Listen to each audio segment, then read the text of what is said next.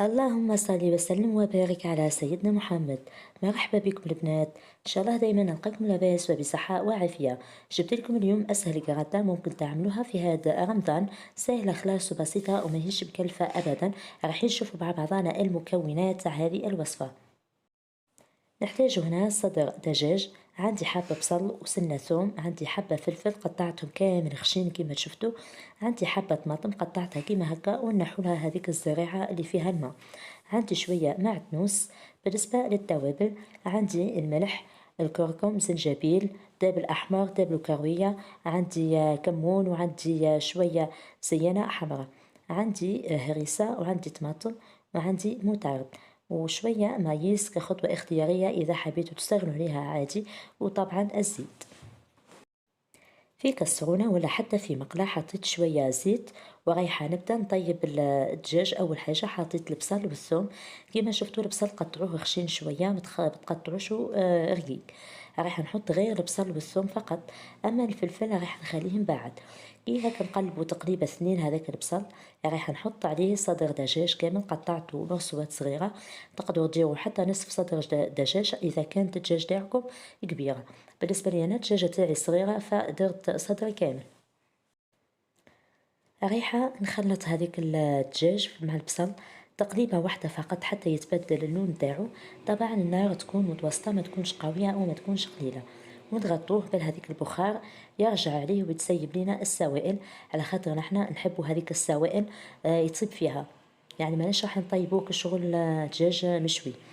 نقلبوا هذه التقليبة ورايحة ندير التوابل نتاعو اللي قلت لكم عليها. رايحة نعاود نسميها لكم. عندي ملح، زنجبيل، تابل كروية، عندي شوية راس حانوت اللي هو تابل تاع بسكرة، عندي شوية تابل أحمر وتابل قصدي زيانة الحارة والحلوة، عندي شوية توابل الدجاج وفلفل أكحل فقط. هذه التوابل اكتفيت بها، وطبعا دائما تبقى التوابل اختيارية وكل واحد يحط واش يحب هو. وحطيت معاه ملعقة تاع المطارد فقط، نخلي الطماطم والهريسة من بعد. المطارد راح ينكه هنينا ياسر الدجاج، وهذه الوصفات الخفيفة تقدر ديري فيها المطارد، يعني تتحمل الدجاج تاعك هنا. مع التقليب المستمر وما نخلوش البورمة تاعنا تنشف، دائما غطوها بهذيك السوائل والبخار تاع المقلة يرجع للدجاج وبتنشفش لينا الكسرونة تاعنا. من بعد رايحة نضيف الطماطم والهريسة بعد ما غطينا على الكسرونة، هذيك السوائل كامل ترجع. حطيت هنا طماطم قيس ملعقة واحدة كبيرة فقط، لازم نحطوها في هذه المرحلة باه تتنحى لينا القروسية نتاعها وتتقلى مليح قبل ما نضيفو الماء. هذه الكراتة اليوم حبيتها تكون حمراء، يعني نبدلو شوية في المذاق، يعني واحد ما يبقاش غير في الصوص البيضة والزيتون والشوبينيون، صافي كل مرة هكا واحد يبدل حاجة شوي. هنا بعد ما قليت الطماطم مليح وخليتها شوية تتقلى، عاودت حليت عليها ونقلبها. دوكا رايحة نضيف لها الماء. كي نضيفوا لها قبل ما نضيف لها الماء عفوا، رايحة نحط لها الطماطم والفلفل نخليهم يزيدوا يتقلوا.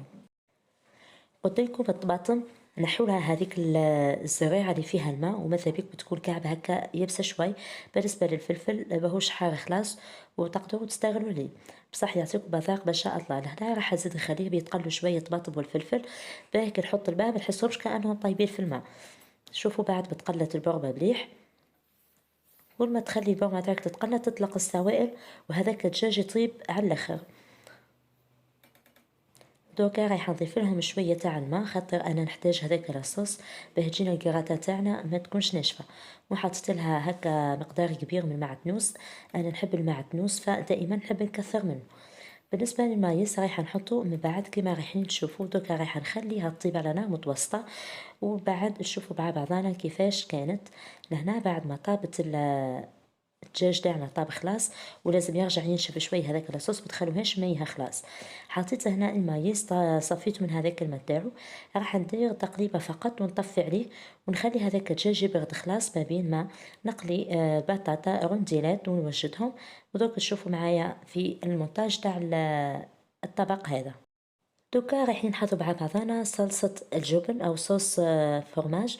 عندي هنا كاس تاع حليب، عندي علبة كاملة تاع لا كريم فريش. في البداية عملت غير نص، أما بعد حسيتها مش رايحة تكفيني وليت كملتها كامل. عندي 2 ملاعق كبار جبن طري، وعندي شوية جبن هذا المبشور، يعني كيما اللي قلت لكم كاس حليب مع كاس حليب مع علبة كاملة تاع لا كريم فريش، 2 ملاعق كبار فرماج طري وشوية فرماج مبشور، رشة ملح ورشة فلفل أكحل. بالنسبة للفلفل الأكحل ما تكثروش، يعني باش ما تكونش يعني لونها متبدل، وخلوها تغلي شوية على النار مع التحريك المستمر. هنا كنت قليت البطاطا رونتيلات، أنا البطاطا نقليها بلا ملح، من بعد نملحها وما تكسرولهاش الملح لخاطر باش متجيش الماكلة كامل مالحة. نحط البطاطا كيما شفتوا، نكدسها مليح على بعضها ما نخلوش الفراغات. من بعد رايحة نحط هذاك الدجاج، شوفوا لهنا الدجاج كيفاش طايب، ما يكونش فيه هذاك لاصوص، أما نبارو باش ما يجيش ناشف فقط. نبسطها كيما هكا بالملعقة باش تحكم الفرن. من بعد رايحة نحط عليها هذيك لاصوص اللي طيبناه. في هذه الأثناء كنت أنا وجدت كويزينيير من تحت شعلتها، تكون سخونة قبل ما ندخلولها الطاجين تاعنا. نحط هذيك لاصوص تاعي نحطها بهذه الطريقة. كيما تقدروا تستغلوا على لاصوص فرماج هذه وتعملوها بصوص بيشاميل كيما حبيتوا، ولا تقدروا ديروا حتى صوص تاع عظام، عظام وتحلوها شوية حليب وفحات ومعدنوس وتكبوها. نحطوها بعد ما تطيب نخرجوها ما شاء الله. تقدروا تضيفوا لها حتى جبن مبشور وفوق، انا استغنيت عليه لخاطر صوص فرماج ديجا يعني فيها ياسر جبن، ما حبيتش نكثر، وخلوها تبرد شويه قبل ما تقطعوها. وهنا بعد ما حطيتها وقت الفطور ما شاء الله عجبتهم على الاخر. تقدري تاكليها حتى بلا خبز هكاك، يعني باش ما تشبعيش ثمثم لخاطر خفيفه تهبل كي تاكليها بلا خبز يعني. ودركا شهيه طيبه، ان شاء الله تعجبكم الوصفات نال رضاكم. ما تنسوش تعملوا اشتراك في القناه، فعلوا الجرس التنبيهات حتى يصلكم كل جديد.